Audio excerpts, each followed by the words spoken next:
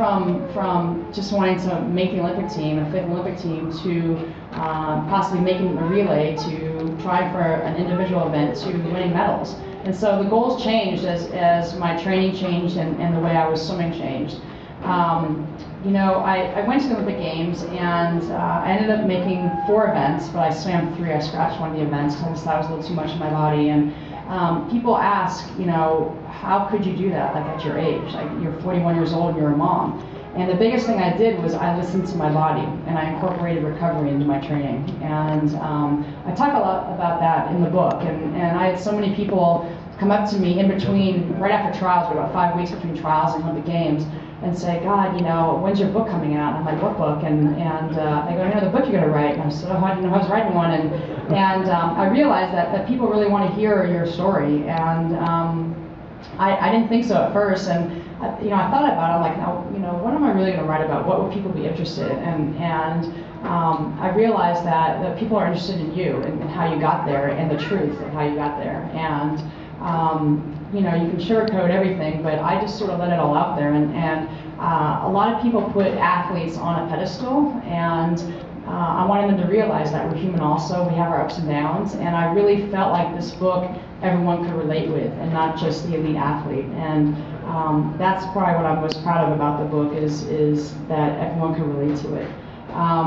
So I made the Olympic team and swam in 3 events and had a great time. I realized that you see things differently through the eyes of a 41-year-old than you do through the eyes of a 17-year-old. And when I was 17 in my first Olympics, people ask me, well, what was your favorite Olympic Games? And it's really hard to name one, but I know that I appreciated my last one much more than I did any other.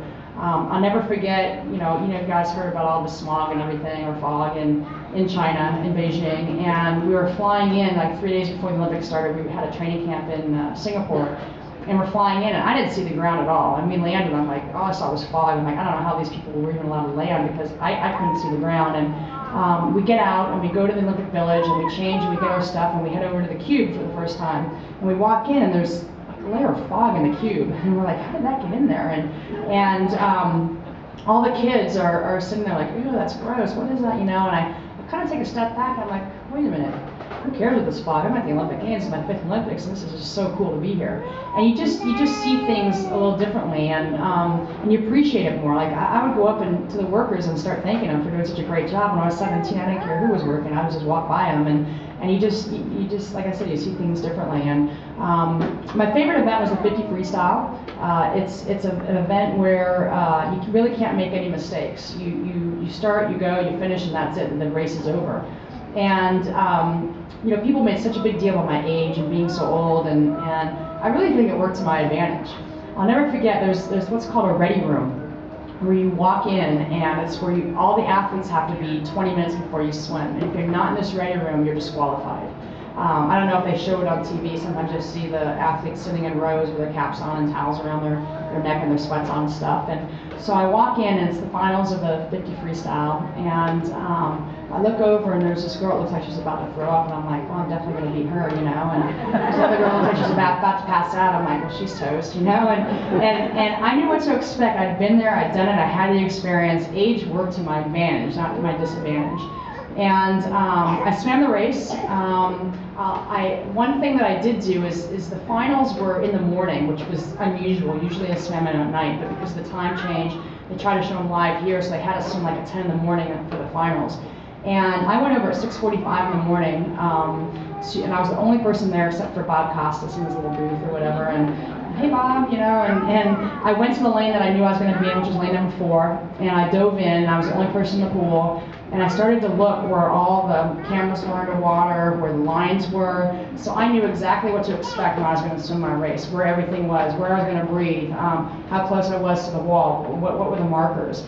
And that's another thing that experience sort of teaches you is to be able to do that kind of stuff. And so I was ready when I got up there. And people ask me, well, what do you think about before you swim? Like, do you visualize, do you do that? Everyone's different.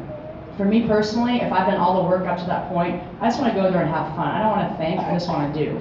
And so I was standing behind my blocks, I'm kind of shaking, and these girls are so intense. I mean, I remember seeing them and thinking I was that, like when I was 17 and I was 21 years old, just nervous as heck, thinking that this is the most important thing they're ever going to do in their life. When in reality, for me, the most important thing in my life was my daughter. And so it sort of put things into perspective. And I'm standing behind the blocks, and I'm kind of shaking, my arms a little bit, get them loose, and I start stretching. I'm like, where are those NBA players? They said they were going to come watch me swim, Where's LeBron and Kobe? And that's really what I was thinking before I was swimming. I'm like looking in the stands, And my mom probably thinks I'm looking for her, but I'm looking for the NBA players. And so I see the U.S. team, and I see them, and I'm like, all right, cool, they're up there, And so I get up on the blocks, and they say, take your mark, and gun goes off, and I go, and I swim my race, and I didn't look, which I normally do, I didn't look where anyone was, and I touch the wall, and I look at the scoreboard, and I'm squinting because I can't see it because I'm old, and I'm looking, and I think I see a 2 by my name, and I'm like, wow, I got second place. That's the best individual placing I ever got. Cool, I wanted to win, but I got second, so that's not bad. And then I look over, I'm like, well, who won, And I look, I'm like, well, it's a German. My coach is German. I guess that's cool, And then I look at the time, and it says 24.06 to 24.07. Then I started to get a little mad, I actually really hate to lose, and I was trying to be realistic in my head, like, well, I'm 41, and it is my best placing ever individual event, but I was mad.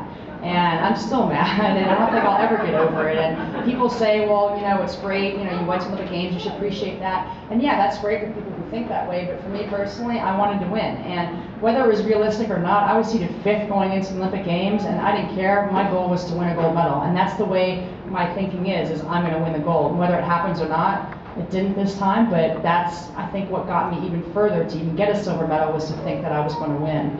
And I go over and I shake her hand, and all these kind of words are going on in my head, and I'm not really trying to show it, but I'm smiling, and I get out of the pool, and I start thinking, and I'm like, what could I have done to have won by a 100th of a second, And I go over and over in my head, and I can't think, and I feel like I did everything I possibly could, and NBC comes over and sticks the microphone in my face, and they say, was there anything you could have done to get that 100th of a second? And I look at her and I said, yeah, you know what? I filed my nails last night, and I shouldn't have filed my nails. And I really did. I filed my nails the night before. That was the only thing I could think of. That like there's that 100th of a second in my nail. I was bored watching House, and I'm like, oh, my nails are kind of long. I'm gonna file them, and that's a 100th of a second right there. You can't even blink that fast. So the other thing that the NBC asked me is what do you want your daughter to take coming out of these Olympic Games? And I thought about that for a second. I'm like, you know what?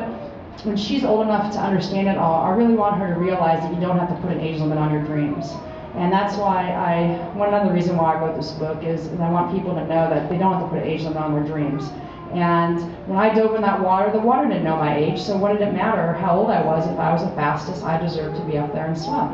And that's really sort of the gist of the book also, is to don't put an age limit on your dreams, and that age really is just a number. And it was an awesome experience going to the Olympic Games, coming home with 3 silvers. I kind of have a set now of 4 gold, 4 silver, and 4 bronze. And I really thought I was done swimming also. And I get back to South Florida, and I'm like, you know what? I really like my body and my abs. I think I'm going to swim a little bit just for exercise. And after about a week of that, I'm like, maybe I'll just train for World Championships there in Italy. Italy's kind of cool, And I found myself back training again, and unfortunately, I injured my knee, and swam in World Championships didn't do as well as I'd hoped to, and had some major reconstructive knee surgery and some cartilage transplants that I had done. And but I don't know if I'm done. I want to be able to find out what happens with my knee, and if they say I'm good to go, I want the choice to say yes, I want to go for it, or no, I'm done and I don't want to, but kind of want to go for it, but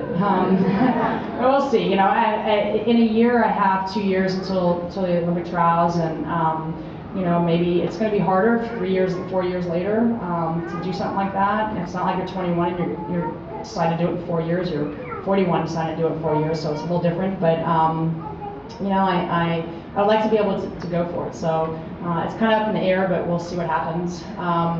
But I wanted to open it up for questions for you guys. I actually brought, I thought I was talking to all kids, so I brought, so you adults can have this too, but I brought autograph cards for the kid or adult that asks a good question. And then I guess I'll sign books for you guys, but this is my motivation for kids to ask questions when I go talk to kids.